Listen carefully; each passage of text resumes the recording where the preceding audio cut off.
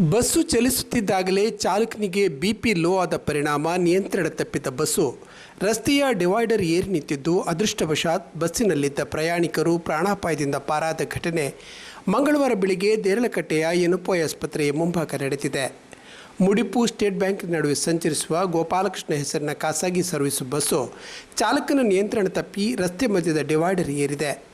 Bus ಮುಡಿಪುವಿನಿಂದ Deralakatte ತಲುಪಿದಾಗ ಚಾಲಕ ಜನಾರ್ದನ್ ಅವರಿಗೆ ಬಿಪಿ ಲೋ ಆದ ಪರಿಣಾಮ ಅವರು ಸ್ಟೇರಿಂಗ್ ಮೇಲೆಯೇ ಕುಸಿದಿದ್ದರು ಎನ್ನಲಾಗಿದೆ. ಈ ವೇಳೆ ನಿಯಂತ್ರಣ ತಪ್ಪಿದ ಬಸ್ಸು ರಸ್ತೆ ಮಧ್ಯದ ಡಿವೈಡರ್ ಏರಿ ನಿಂತಿದೆ. ಅದೃಷ್ಟವಶಾತ್ ಬಸ್ಸಿನಲ್ಲಿದ್ದ ಪ್ರಯಾಣಿಕರಿಗೆ ಯಾವುದೇ ಅನಾಹುತ ಸಂಭವಿಸಿಲ್ಲ.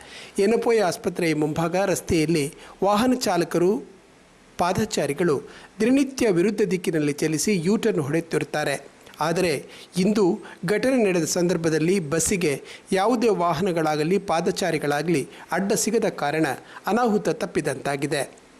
ಬಿಪಿ ಲೋ ಆಗಿ ಗಂಭೀರ ಸ್ಥಿತಿಯಲ್ಲಿದ್ದ ಚಾಲಕ ಜನಾರ್ದನ್ ಅವರನ್ನು ಅಲ್ಲೇ ಇದ್ದ ಎನ್‌ಪೋಯ್ ಆಸ್ಪತ್ರೆಗೆ ದಾಖಲಿಸಲಾಗಿದೆ.